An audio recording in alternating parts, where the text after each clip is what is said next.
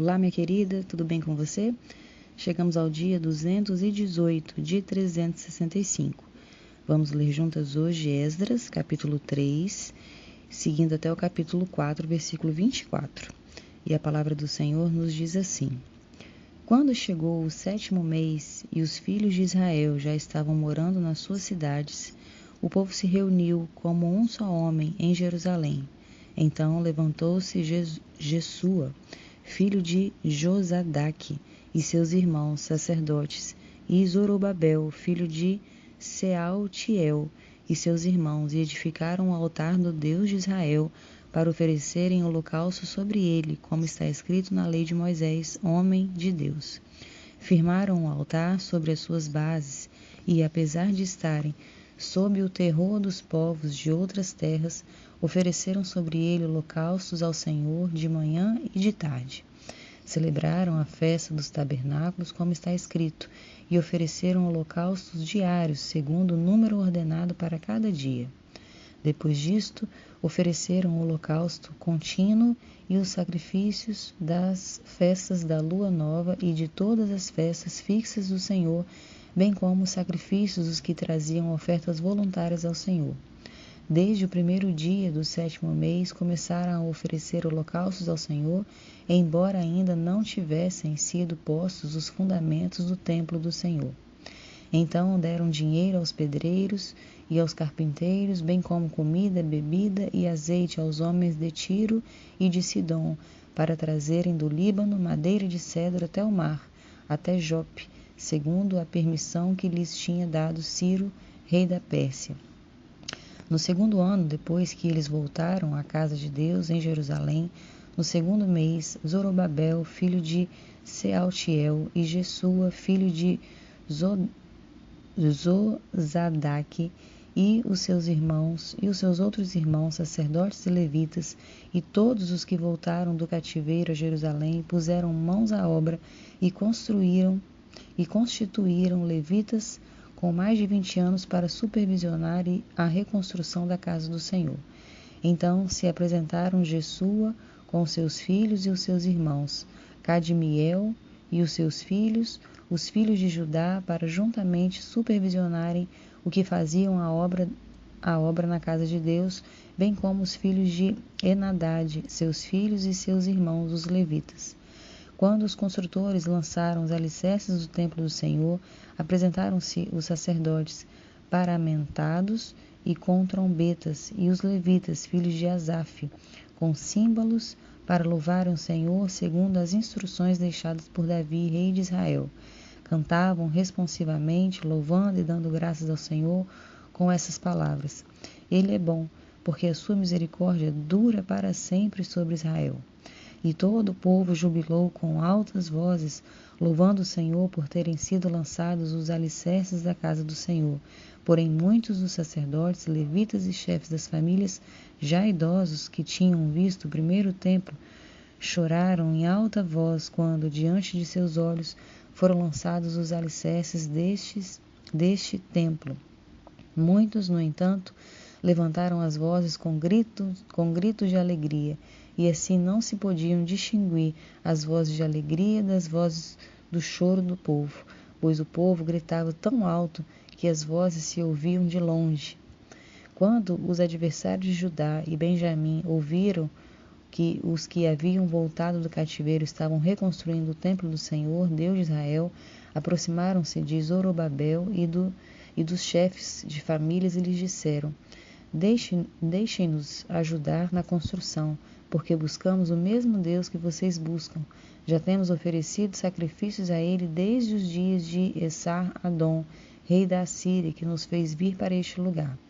Porém, Zorobabel, Jesua e os outros chefes de família de Israel responderam: Vocês não têm nada a ver conosco na construção do templo ao nosso Deus. Nós mesmos, sozinhos, vamos construí-lo ao Senhor, Deus de Israel, como Ciro, rei da Pérsia, nos ordenou. Então o povo da terra começou a desanimar o povo de Judá, perturbando-o no trabalho de construção. Contrataram conselheiros para frustrar o plano deles. Fizeram isso durante todo o reinado de Ciro, rei da Pérsia, até o reinado de Dario, rei da Pérsia. No começo do reinado de Assuero, escreveram uma acusação contra os habitantes de Judá e de Jerusalém. E nos dias de Artaxerxes, rei da Pérsia, Bislão, Mitredade, Tabeel e os outros companheiros escreveram uma carta a Artaxerxes. A carta foi escrita em aramaico e traduzida. Reum, o comandante, e Sinsai, o escrivão, escreveram uma carta ao rei Artaxerxes contra Jerusalém. Os que escreveram foram Reum, o comandante, Sinsai, o escrivão, e os outros companheiros, Dinaitas, Afarsaquitas, Tarpelitas, Afarsitas, Arquevitas, Babilônios, Sussanquitas, Deavitas, Elamitas e outros povos que o grande e afamado Osnapar deportou e fez habitar na cidade de Samaria e em outros lugares deste lado do Eufrates. Eis o teor da carta endereçada ao rei Artaxerxes. Ao rei Artaxerxes e seus servos, os homens deste lado do Eufrates, e em tal tempo. Seja do conhecimento do rei que os judeus que saíram daí vieram a Jerusalém. Eles estão reconstruindo aquela cidade rebelde e má. Estão restaurando as muralhas e reparando seus fundamentos. Saiba ainda, ó rei, o rei, que se aquela cidade for reconstruída e as muralhas forem restauradas, eles não pagarão os direitos, os impostos e os pedágios, e assim causarão prejuízo ao rei. Agora, como somos assalariados do rei e não queremos ver a desonra dele, por isso mandamos este aviso ao rei, para que faça uma investigação no livro das crônicas de seus pais, e nele o rei descobrirá e saberá que aquela cidade foi rebelde e danosa aos reis e às províncias, e que nela tem havido rebeliões desde os tempos antigos. Por isso a cidade foi destruída. Portanto, informamos ao rei que, se essa cidade for reconstruída e as suas muralhas forem restauradas, o rei não terá mais a posse das terras deste lado do Eufrates. O rei mandou a seguinte resposta: a Reum, o comandante, a Sinsai, o escrivão, e aos seus companheiros que moram em Samaria, bem como aos demais que estão além do Eufrates. Paz. A carta que vocês nos mandaram foi lida com clareza na minha presença. Por ordem minha, fizeram uma investigação e descobriram que, desde tempos antigos, aquela cidade tem se levantado contra os reis, e nela ocorreram rebeliões e tumultos. Também houve reis poderosos sobre Jerusalém, que dominaram toda a região além do Eufrates, às quais foram pagos direitos, impostos e pedágios. Agora deem uma ordem para que aqueles homens parem o trabalho e aquela cidade não seja reconstruída, a não ser com autorização minha. Tenham cuidado e não sejam negligentes nessas coisas, porque aumentaria o dano em prejuízo dos reis. Depois que a cópia da carta do rei Artaxerxes foi lida diante de Rum, de Sinsai, o escrivão, e dos seus companheiros, eles foram depressa a Jerusalém, aos judeus, e de mão armada os forçaram a parar a obra. Assim, a obra da casa de Deus em Jerusalém foi interrompida, e isso até o 2º ano do reinado de Dario, rei da Pérsia. Seguimos agora a leitura em 1 Coríntios, capítulo 2, a partir do versículo 6, seguindo até o capítulo 3, versículo 9. No entanto, transmitimos sabedoria entre os que são maduros, não porém a sabedoria deste mundo, nem a dos poderosos desta época, que são reduzidos a nada. Pelo contrário, transmitimos a sabedoria de Deus em mistério, a sabedoria que estava oculta e que Deus predeterminou desde a eternidade para a nossa glória. Nenhum dos poderosos deste mundo conheceu essa sabedoria, porque se a tivessem conhecido, jamais teriam crucificado o Senhor da glória. Mas como está escrito, nem olhos viram, nem ouvidos ouviram, nem jamais penetrou em coração humano o que Deus tem preparado para aqueles que o amam. Deus, porém, revelou isso a nós por meio do Espírito, porque o Espírito sonda todas as coisas, até mesmo as profundezas de Deus. Pois quem conhece as coisas do ser humano, a não ser o próprio espírito humano que nele está? Assim, ninguém conhece as coisas de Deus a não ser o Espírito de Deus.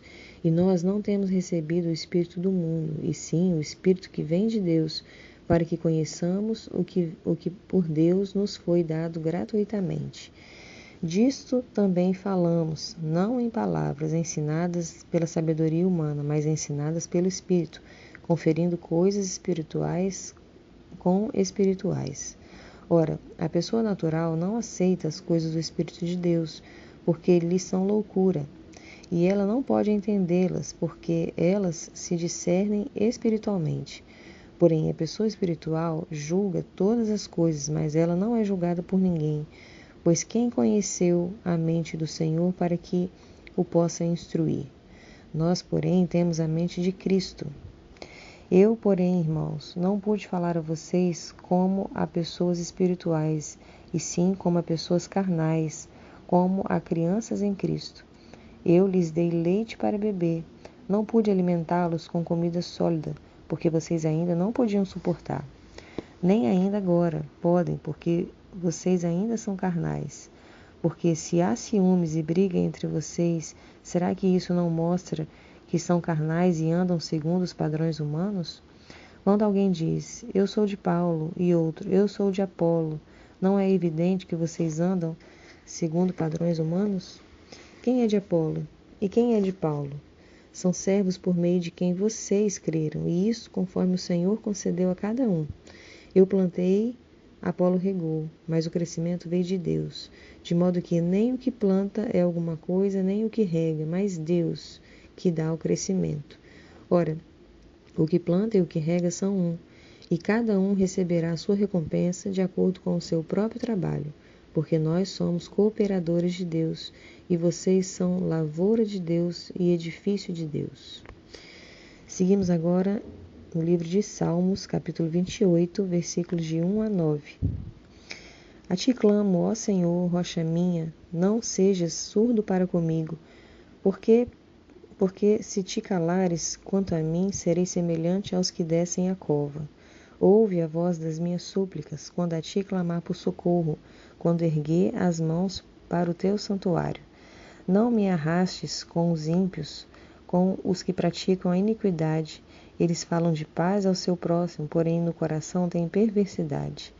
Paga-lhes segundo as suas obras, segundo a maldade dos seus atos. Dá-lhes conforme a obra de suas mãos, retribui-lhes o que merecem. E, visto que não compreendem os feitos do Senhor, nem o que as suas mãos fazem, ele os derrubará e não os reedificará. Bendito seja o Senhor, porque ouviu a voz das minhas súplicas. O Senhor é a minha força e o meu escudo. Nele o meu coração confia, nele fui socorrido. Por isso o meu coração exulta e com o meu cântico o louvarei. O Senhor é a minha força, o Senhor é a força do seu povo, o refúgio salvador do seu ungido. Salva o teu povo e abençoa a tua herança, apacenta-os e exalta-os para sempre. Vamos finalizar a leitura de hoje com Provérbios, capítulo 20, versículos 24 e 25. Os passos de cada pessoa são dirigidos pelo Senhor. Como poderá alguém entender o seu próprio caminho? É uma armadilha dizer precipitadamente, isso é santo, e só refletir depois de fazer o voto. Amém, minha querida, que o Senhor te abençoe nesse dia. Eu sou a Cláudia, obrigado por estar comigo, eu te aguardo na próxima semana.